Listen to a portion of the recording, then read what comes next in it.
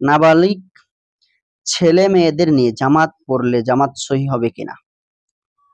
দেখুন, জুমার নামাজ ব্যতীত অন্য নামাজে শুধু নাবালেগকে নিয়ে জামাত করলে সহি হবে এবং জামাতের ফজিলতও পাওয়া যাবে। মাশাআল্লাহ, সুবহানাল্লাহ। আহ, জুমার নামাজ ব্যতীত আমরা জানতে পারলাম জুমার নামাজ ব্যতীত অক্তীয় নামাজ যেগুলা, এগুলাই যদি আমরা শুধু নাবালক নিয়ে নামাজ করি তাহলে আমাদের নামাজ হয়ে যাবে এবং জামাতের সবও আমরা পাবো। নামাজের দ্বিতীয় নম্বর আমরা যেটা জানবো সেটা হলো নামাজের কিরাতে যদি ভুল হয়। একজন ইমাম সাহেব নামাজের কিরাতে পেশের স্থলে জের পড়লেন, যেমন কাইফা ফাআলা রব্বুকা এর স্থলে পড়লেন রব্বাকা, আলাম তারা কাইফা ফাআলা রব্বুকার জায়গা পড়লেন আলাম তারা কাইফা ফাআলা রব্বিকা। এমত অবস্থায় পিছন থেকে শুদ্ধ করে বলে দেওয়া হলে ইমাম সাহেবও শুদ্ধ করে পুরো আয়াতটি পড়ে নেন। অতঃপর দ্বিতীয় রাকাতেও এক সূরা থেকে অন্য সূরায় চলে গেলেন এবং মাঝখানে কোনরূপ বিরতি না দিয়ে ধারাবাহিকভাবে তেলাওয়াত করতে থাকলেন। নামাজে ভুলবশত এরূপ অবস্থায় হওয়ায় নামাজের বিশুদ্ধতা নিয়ে মুসল্লিরা দুভাগে বিভক্ত হয়ে পড়েছে। এক পক্ষের ধারণা উল্লেখিত ভুলের কারণে নামাজের কোনো ক্ষতি হয়নি, আর এক পক্ষের ধারণা হচ্ছে নামাজ হয়নি। এখন বিষয়টার সমাধান কি?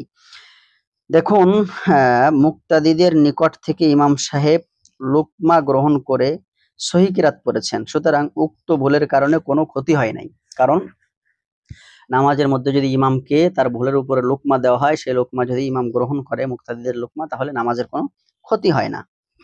সুতরাং উক্ত ভুলের কারণে নামাজের কোনো ক্ষতি হয়নি। এমনি ভাবে স্মরণ না আসায় অন্য সূরায় যদি চলে যায়, এক সূরা থেকে আরেক সূরায় যদি চলে যায়, তাহলেও নামাজের কোনো ক্ষতি হয় না। সুতরাং এই নামাজ হয়ে গেছে, এই নামাজ পুনরায় আবার পড়তে হবে না।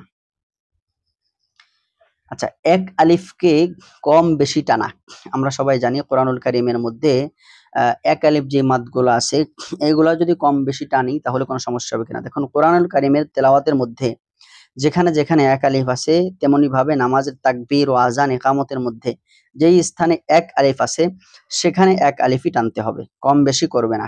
অনেক লোক আজানের মধ্যে বা তাকবীরে তাহরিমাতে বা সিজদায় যেতে এবং সিজদা থেকে দাঁড়াতে এক আলিফ মতকে ইচ্ছামতো টানতে থাকে, এটা কিন্তু সহি নয়।